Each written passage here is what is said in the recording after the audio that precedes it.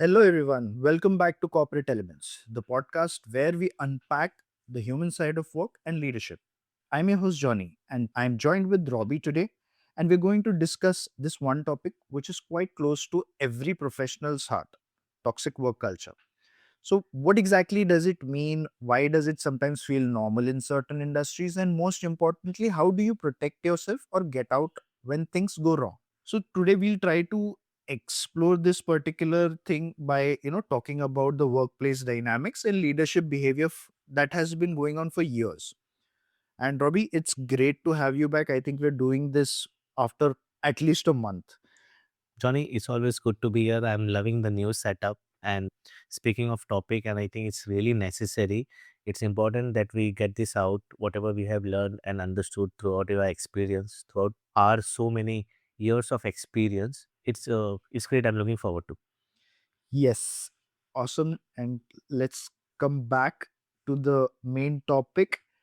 So I just want to start very simple. What exactly is toxic work culture, and how and where have you experienced it, Robbie? Imagine a workplace environment where the values, the respect, the growth, Mhm. or maybe even, a psychological safety Mhm. are replaced by fear, pressure, manipulation. But the tricky part is it's often normalized. Yeah. And for example, people usually say that it's a normal operations environment. It's a Mhm. normal sales work culture as such. So this is, the basic crux of what it feels like to be in a toxic environment. Okay. So what exactly happens is, like, toxicity, it wears different masks depending on the departments. Like, I have had few instances, Robbie, where I have worked in private firm with my father, and I have worked with a very well-known big IT firm as well, then probably a mid-sized firm, and then again international bank as such. So everywhere the workplace dynamics have been different, and there is toxicity everywhere, but the degree varies in every situation. And, like, how do you see that particular thing in your purview or wherever you've worked?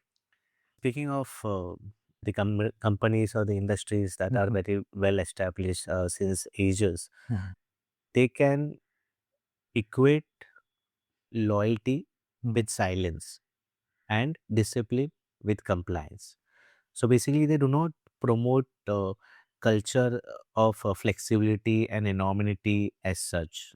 And if you look into the startup culture, where the buzzwords such as ownership is glorified, like whatever task or activity is given to you, you are on your own. Mhm. So if we look at this, the toxicity is not always loud, but Mhm. it is often disguised or dressed as a performance culture or a team alignment. Yeah. And sometimes like, in certain situations it's different. It depends on the department as well. Right. Like if you look at sales, Mhm. okay, in sales, it's often about deadlines and targets and emotional burnout. It Mhm. is always covered as, a drive or rewarded as benefits or incentives. Mhm. And if you look at operations, it might appears that the rigid hierarchies or the blame culture or the fear of failure for that. If a new joinee is given probation of 6 months, that new joinee will always be working in a fear whether he is getting confirmed as a permanent employee or not. Yeah. I think, especially the new ones. I've seen this one thing. I'll try to delve into one of the examples that I have seen. Is that it's not always the management. I'm not trying, again, I'm not defending organizations, but I have these various degrees of toxicity. Okay. So, first is where the organization itself is toxic, the work culture is toxic. But we also have to look at one more side, is sometimes it's not the whole organization. Sometimes that one portion of that particular department or a person who's toxic. Okay. And this guy is like driving everyone mad with that particular work culture, and nobody goes and checks it. Sometimes it is the individuals who are working themselves are toxic, or probably I'm not going to say toxic, probably they are following a certain set of rules and methods that they have been following. Okay. And what you what do you think about this particular situation? Yes, I think it's like quite deeply, layered. Say, for example, speaking of individuals who are like overachievers or like achievement driven, especially if they are the one who have grown up in the achievement driven families. Mhm. Okay, unconsciously they seek validation from work. Yeah. Okay, speaking of like the roles that demand certain, like for example, if I speak for lawyers, okay, uh, if their leadership praises them, so for them the overworking, it feels familiar because they have already worked so hard throughout their academic career, and it feels like comforting for them, it's normal for them. So basically what happens is we start confusing stress with purpose. Correct. And this is the first layer of toxicity, where the individual himself or herself is confusing like toxicity with purpose and getting burned out and not even realizing. Realize. That is a problem. And I have this one personal example as well to add. To be very honest, I can count myself as toxic when I started my career in the KYC domain, and I was really good at it. Okay. I was really good at it. I used to work like 10, 12 hours, 14 hours sometimes, and get the work done. And I was so good at it that a lot of people looked up to me for a lot of answers. And after a certain point of time, I saw that 50 to 60% people, they were not able to perform the way I used to perform. Okay. And I used to feel like, oh, why can't they do it? If I can do it, they can also do it, right? And that arrogant behavior was there. But over a period of time, I realized that no, not everyone can do that, because not everyone has the level of curiosity or access to certain information or certain type of people. So say if you're an extrovert by nature, okay, you talk to a lot of people, you get a lot of information, and you can grasp that information and process it, and accordingly build your knowledge. But not everyone is the same. Yeah, it sounds like that you were self driven, Correct. you were ambitious. Hmm. And basically that automatically created zero sum work culture Correct. in the process. Yes. So basically me, if I'm your peer, I need to, I am need to either get inspired by you, Hmm. or I need to have a healthy boundary for myself. Like this is the way I look. Yeah. Okay, because there are, values basically that are talk about, not practice. Say for example, work life balance, because in your case it seemed like you were so passionate about your work, you were so excited about it, it didn't matter for you to have a kind of a personal life maybe, but it automatically creates a toxic environment for other team members Correct. at peer level, Hmm. at the first level. Yeah. And that's a good point. It's not always malicious, sometimes it's systemic. Right. It's inherited from traditional or outdated management styles. Sometimes it's your own personal belief that how work should be you know, done in a certain way as such. Correct.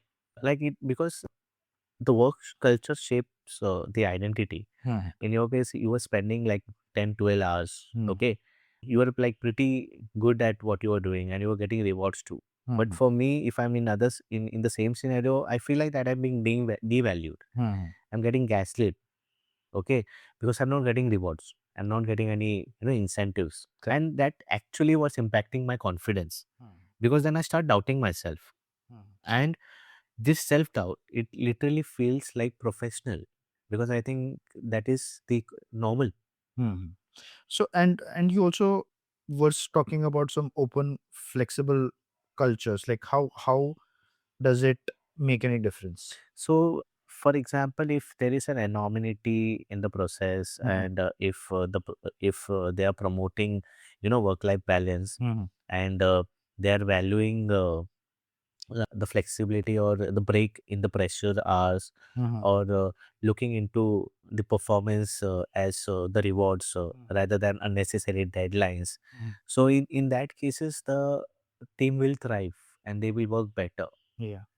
I understand, like, because toxicity is basically whatever right now you said. If the organization, or if the leader, if he tries to go against it, then the values get flipped, and it replaces collaboration. uh, as because I have felt that people, where there is unnecessary, how should I put it, unnecessary uh, race, that okay, I have to finish this, I have to Rat finish this, race. yeah, that sort of deletes or probably negates the work culture of collaboration, because a office is actually sum of parts and not the whole sum, or that one person is not like one person is running the whole show. Because if that is the situation, then I doubt that organization will last forever. Because the most oldest organizations that I've seen, they've worked on collaboration for a very long time.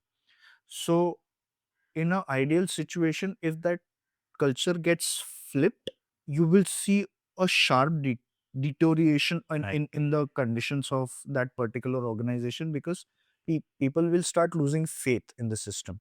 One example, a very loud example, is Ola Electric. You've seen how they're suffering, because the the person who is running it, he's putting a lot of pressure on people, that, oh, why aren't you working 16 hours? And he's like openly saying that, oh, I work for 70, 80 work hours, and there is no such thing, work life balance.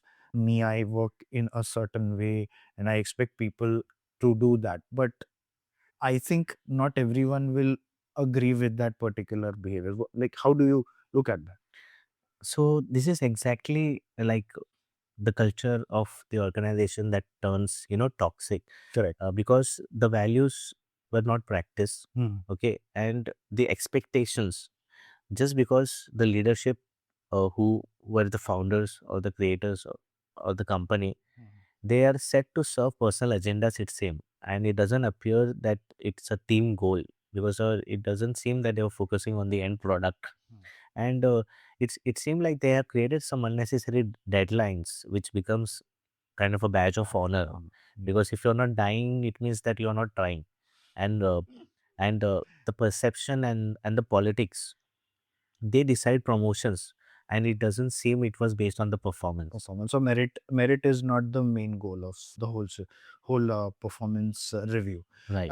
So I'm moving on to this topic: how to deal with such situations, prepare, and get out of it. Okay. So basically, what we can do is we can break this into three stages. Mhm. Okay. Preparedness, for example, and how to deal with it, and Mhm. when to exit. I will just give you a real life scenario. What happened with my friend, that she was pregnant, and she was having a very difficult time biologically. She was not comfortable in the office, and she wanted to go home, and she requested to the director that she want to go home and she can resume from home. So 1 or 2 days it was fine, but unfortunately it carried out for weeks, and she was not really good were coming to office, and it was quite far also. After a while, she requested to have a work from home for the remaining of the months, and she was denied. Mhm. And later we found out that is there something in the policy, because she was forced to come back to work. Correct. And there was, we were shared services, we were sitting out of India and we were reporting to US. So and the HR team was also far, not in connect as such. What happened was, then later we found out that there is a policy in place. If the person is not feeling well, then she can take a leave. Hmm. Okay. So basically what she did is that we tried to observe whether any other team members, or from any other, so on any other floor or department is facing some issues. And then found that one lady, she was going through it, and through her help we were able to find out right contacts, and we were able to supersede the hierarchy, reach out to the leadership, and get work done. That is, she was allowed to do work from home. So coming back to the situation where she was prepared, to understand if this is just situational, or if it is the totally work, you know culture of the company. But it was not. It was just the manager, the reporting director appeared toxic. So in this situation, what she did is that she gathered few evidences. She understood what is the policy, whether it is the one person issue or it's the system. And basically, she dealt with this very calmly and understanding the criticality of the situation. She sailed it through, with the help of policies and support. Yeah. I think this is sort of eye opening for me as well, because if I look back like 5, 10 years back, or like when I started off my corporate thing, of course, what you say, it may not be possible in every situation, but let's say if it's a medium sized firm, probably 30, 40 employees are there, or more than 30 employees, probably bigger firms, they might have a lot of these policies that probably me as a fresher did not listen to, or did not understand, or probably did not go through it personally. And when you come to this situation where you're very young and you react to everything, I think this is a very good thing that you said, is that preparedness is much better than reaction in the first place, because you have to go through policies that, okay, whatever this particular manager is saying, is it actually there somewhere in policy? Because I remember somebody in my organization had this same issue. What they said is, "Oh, I want to go on leave. It's a 5 day thing. I want to like visit my family home and come back and everything." It was in his native, and this person was like, "No, I can't give 5 days of leave because it's not in the policy." And then he was like, "Okay, so he didn't quote as such as policy. He said that, oh, it's not allowed." He just bluntly said that.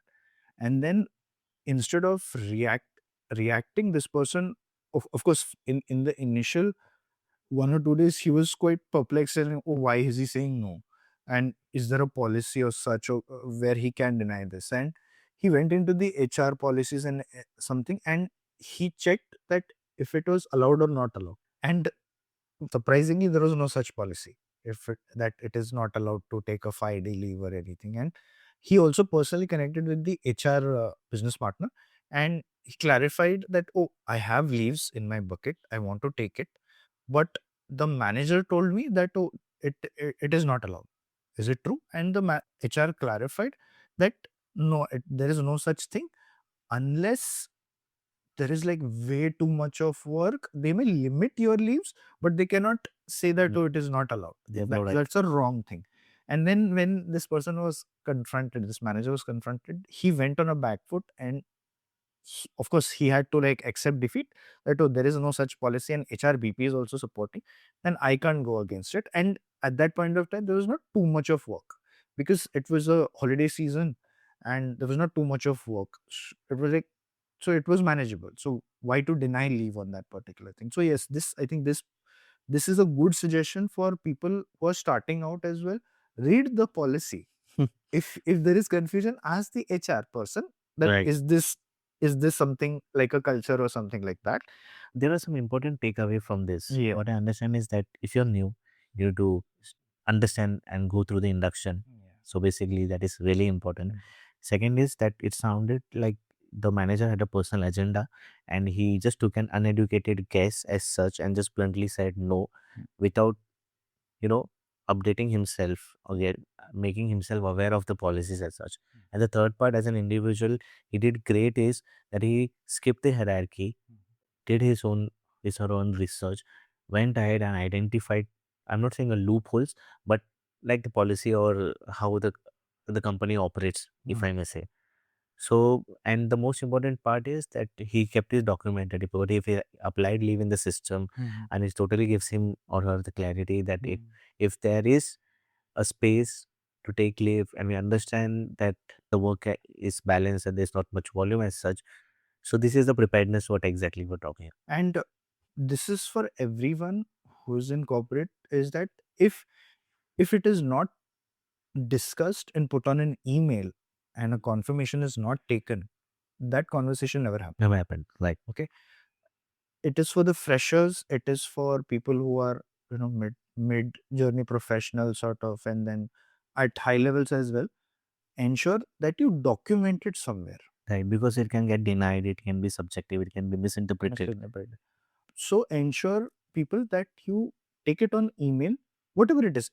It's not only leave, it can be also like what kind of work am I expected to do. Sometimes in startups, like you go in a startup and you're like, oh, you do this, you do this, and you're like working very hard, and then you're getting burnt out and everything, and you never stop and realize that, oh, I never asked them what sort of work I'm going to do.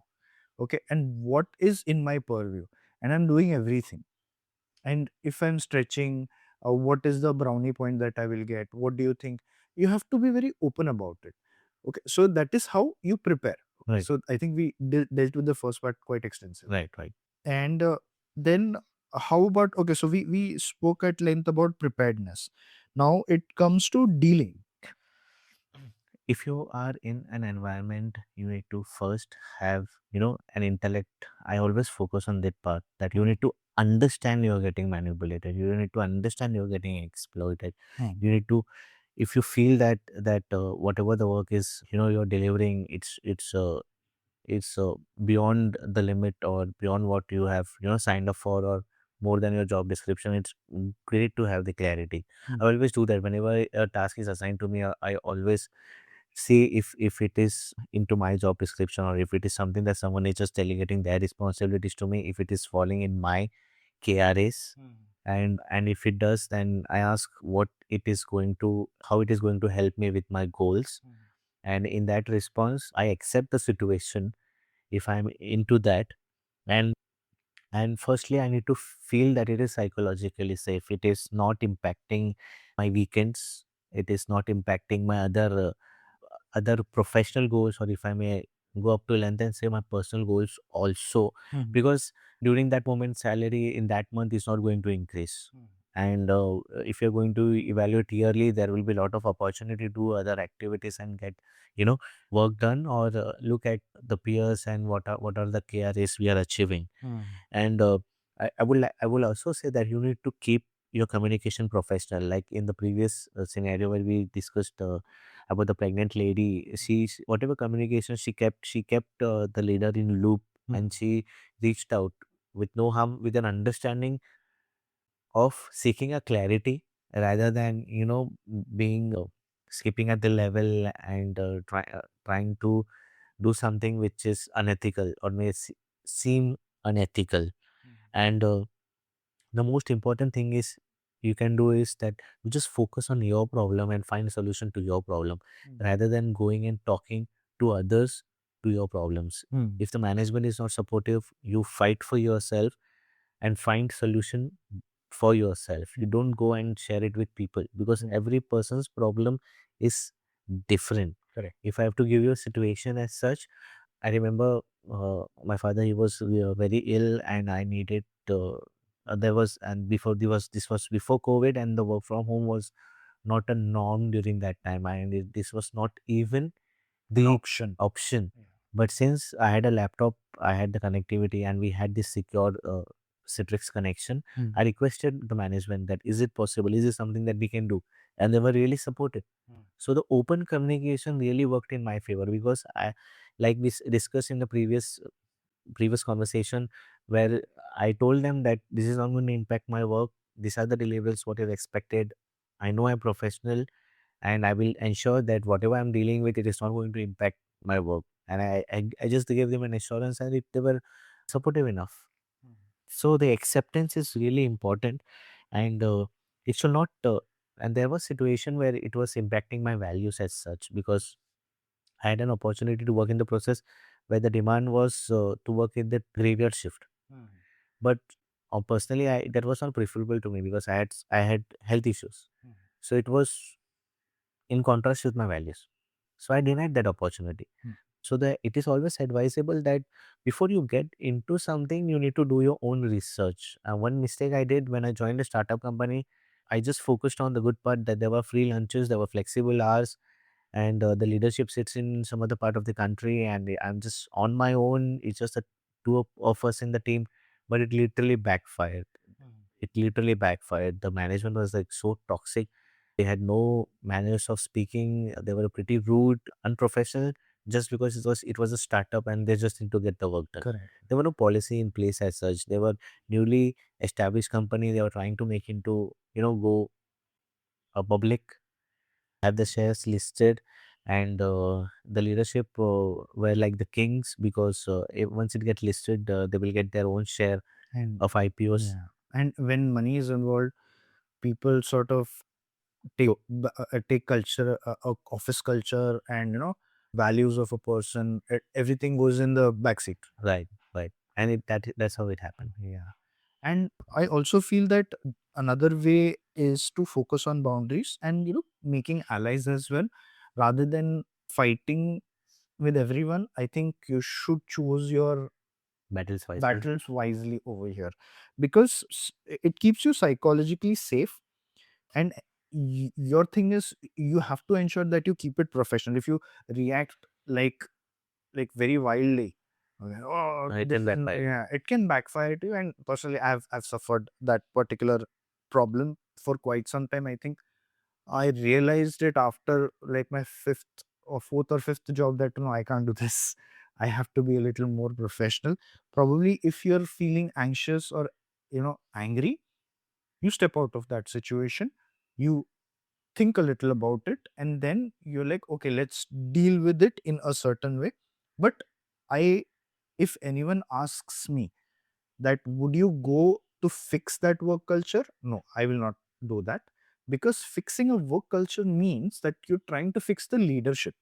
It can never happen in my personal experience unless you go into that leadership and try to fix it. That is a different story. But if you're someone who's at at the junior level, and you trying to fix things, no, it backfires a lot of time. I'm not saying it is not possible, but you have to assess that situation as to how the leadership is.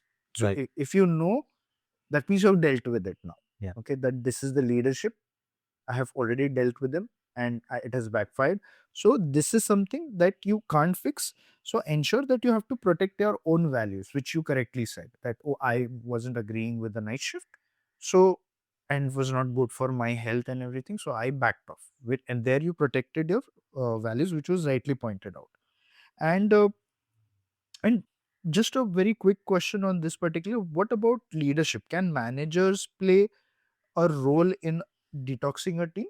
Yes, they do. In fact, they play a huge role. They set the tone of the top. They set the tone of the company. I remember getting into marathon because my manager was a marathoner, Hmm. and now I'm working in the leadership that is so lousy, and they just promote work, work, work, and there is no fun, and there are no extracurricular activities that is promoted. So I've clearly seen this transition into opportunities or the choices that one can have.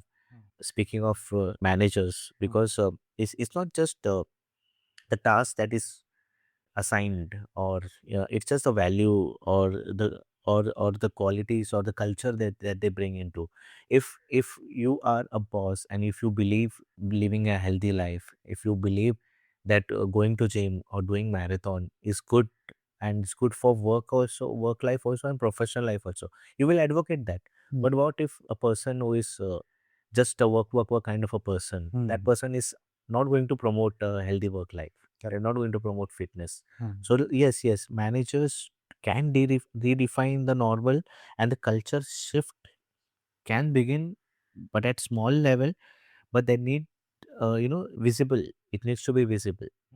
I remember there was a guy who was not well, so the team encouraged him to enroll into marathon. We have this webinars, we have this annual events where we promote people to participate in their hobbies also, Hmm. dance and singing. But if you are working under a manager, you just focus on the deadlines, or maybe focusing on manipulation or the personal agenda just to get work done for their own growth and own sake, then it is not going to work. And you also said a point that, okay, you have to prepare, then deal, and the last part was get out. Get out. Yes.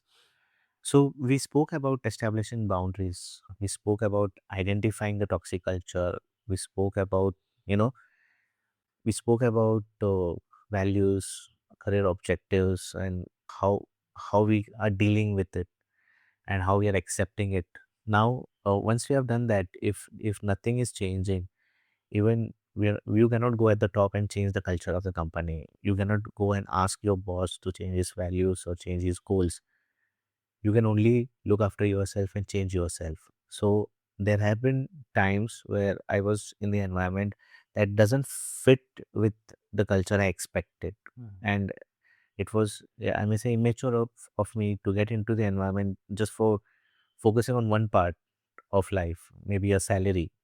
But that didn't work in my favor. There were so many other negative that came with that one opportunity. So what we can do is that instead of waiting, try and creating or changing the person or establishing how many boundaries you want, you can just, exit from the firm. Yeah. That is the simple and the best thing to do. And I just to add to it, people do not ghost or burn bridges.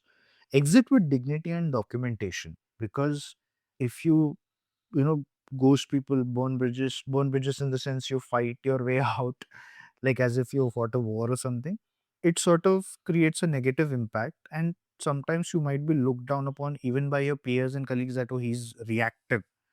He's not a person who can be dealt with easily. I mean, he's quite hyper emotional, and probably I can't deal with this person. So don't create that environment. Try to be as professional as possible and exit with dignity, because this will help you out in the future. And what I am like the like flag bearer of that. Yeah, yeah, yeah. But let's focus on the positive part, Johnny. I've almost known you for a decade now. I've seen you grow. Okay, and we have been sailing to the same ship. I don't feel that we are kind of people who burn bridges and move on. It's just that we are into the professional as such that the world is really small and our paths are Correct. always crossing with each other. We are hopping into similar industries, and we have many common professional colleagues and acquaintances, and I've heard good things about each of us. But like you said, right, there were moments where we can think that we are burning bridges and moving on. But I learned that also the hard way, because the reason for you to live has to make sense. Okay, it's not just about the money all the time. If, for example, if you're my boss and I'm leaving, obviously we will have a connect. But I need to make you understand that okay, this is the reason I'm leaving. I'm leaving for better opportunity. I'm trying to shift my goals, and I need some money now. Are you offering? Always be open for that conversation. So before getting out, because I have seen management changing their way for the critical employees also. That could happen, but it's just that the employee oh, never raised a voice, never raised a concern, and that shows a loyalty. But it's just like I said, communication is equally important. Yeah, I think you pointing out that you have to leave with clarity and not chaos. Right. Yeah. And that's a really beautiful point. And finally, this conversation reminds me that toxicity isn't always about bad people. It's also I've seen that it's often about misaligned systems and silent tolerance as well. Absolutely. The healthy culture isn't about perfection. It's about awareness, boundaries, and mutual respect. So, for our listeners, if you feel that, you know, you're feeling trapped in a toxic work culture, you have to start small. You have to understand the patterns. Speak up when it is safe. You have to protect your energy. Okay. And always remember, the company pays you for your time, not your peace of mind. Beautifully said, Johnny. Like you said, toxicity thrives in silence, and awareness is the antidote. So it was a really great conversation. I mean, it was quite deep in certain parts, and it was like one of the most emotional episodes that I've done in corporate elements. And I found this really helpful, man. And I would suggest to our listeners that you should share something like this to other people as well, who are navigating through a difficult work space and workplace. It might just give them like a slight clarity what they need to do. And until next time, stay aware, stay balanced, and keep growing.